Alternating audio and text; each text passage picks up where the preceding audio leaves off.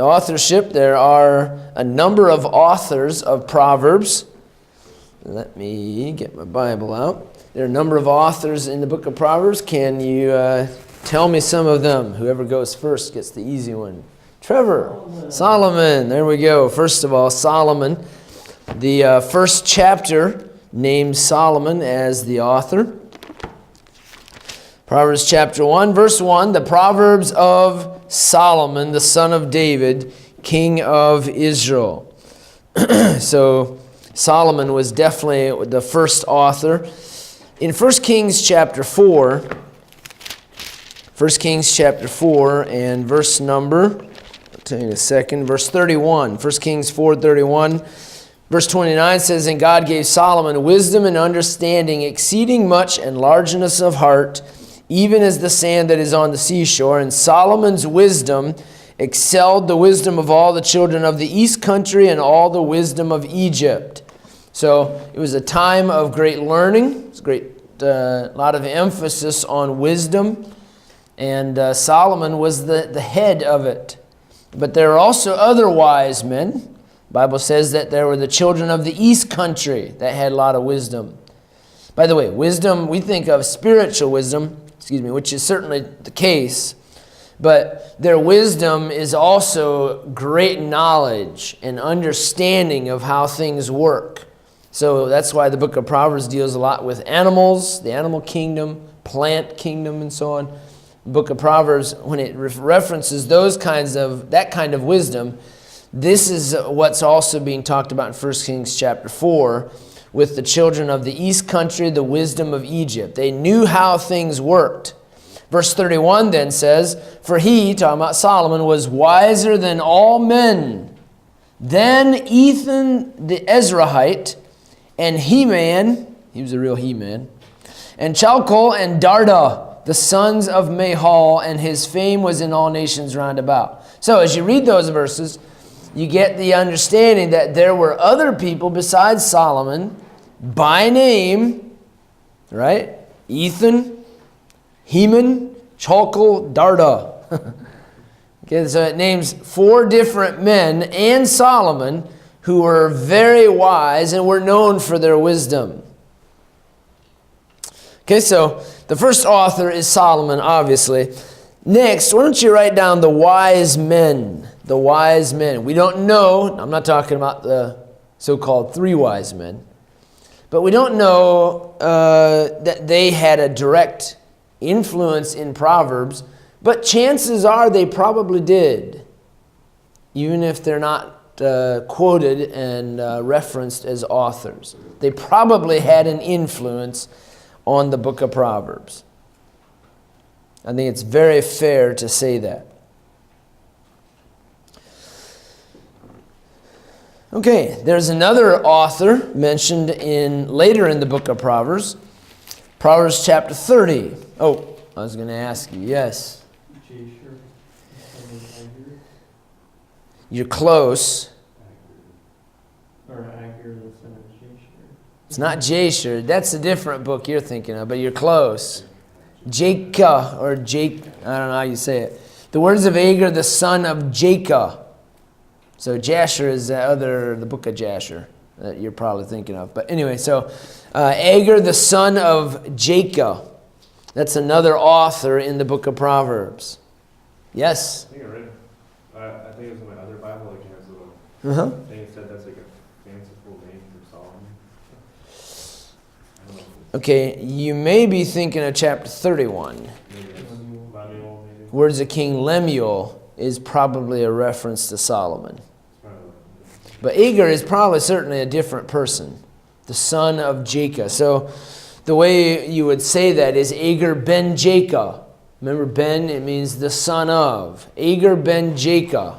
You can write that down as another author of the book of Proverbs. I almost said the author of Solomon. Author of Proverbs.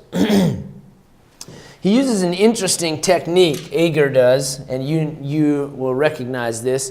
He uses what's called the Midah.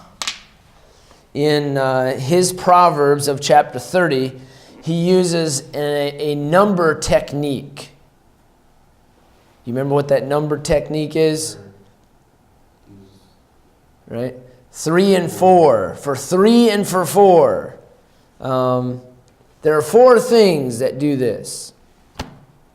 So he uses quite a few number techniques in his writing. Where is he from? Who is he? Nobody knows. We don't know. There's no way to tie him to anything other than that good chance he was a Jew. You think, well, of course they were Jews. No, not all of the wise men were Jews. There were wise men, as we read in 1 Kings chapter 4, in Egypt. Of course, in the book of Daniel, you read about many wise men in Babylon. So there's many places where these wise men came from that they weren't Jews. And again, so it's even earthly wisdom, there's nothing wrong. By the way, there's nothing wrong with having earthly wisdom, as long as you also have heavenly wisdom. But if all you have is earthly wisdom, of course that's a problem. But there's nothing wrong with having a lot of earthly wisdom. So, Agur ben Jakeh. And then another author is King Lemuel. King Lemuel. Chapter 31. And there's, as Dustin mentioned, there's a decent amount of evidence that seems to indicate that this is a loving term for Solomon given him by his mother. It says, the words of King Lemuel, obviously ending in L, Lemuel, indicates the worship of God. Now, it doesn't have that, but I added the dash in there. But this indicates that whoever this was probably a Jew. And it indicates that they had faith. And so, to finish it, the words of King Lemuel, the prophecy that his mother taught him. And he didn't listen. The next verse, or 2 verses later, says, give not thy strength unto women. In other words, don't give your strength, your love, to more than one woman, to strange women. And Solomon, of course, did not keep that, if that is truly Solomon. But there's a good indication that this very well could have been Solomon himself. And he doesn't name himself, he gives himself the name that his mother gave him. Verse 4 says it again. It is not for kings, O Lemuel, it is not for kings to drink wine, nor for princes strong drink. So, really, yes, it's King Lemuel, but this is actually the Proverbs of King Lemuel's mother. Yes? I just think it's so interesting if it is Bathsheba talking. The first part of it makes sense because her first child was not the child of her vows, because it was out of wedlock with David. Yes. And wine was used to try to get her husband. Yep. There's just a lot of different things that connect with that. Yes. Man, wow. I hadn't put all of that together, but that's very true. Yeah. And all the way through, down to verse 9. Plead the cause of the poor and needy. Her husband was the one who had one sheep in the story. Give not your strength unto more than one woman. It was because of David's lust after more than one woman that her husband was killed. In verse 3, he already had wives. in verse 3 where it says that, you don't have strength to know what that ways that was destroyed kings.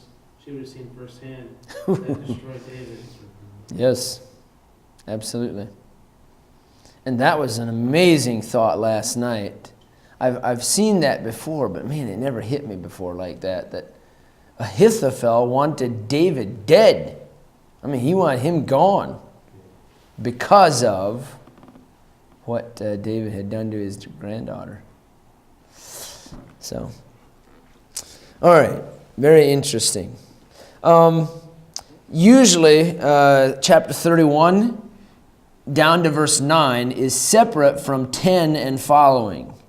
So, it's believed that the first 9 verses of chapter 31 are the words of King Lemuel, and that verse 10 through 31, which is about the virtuous woman, but it also is a very important acrostic which sets it apart, totally sets it apart from the rest of the chapter. And so it's believed that the acrostic of the virtuous woman was just a well-known proverb of the day, so there's no indication of where it comes from. But it's not coming from Bathsheba.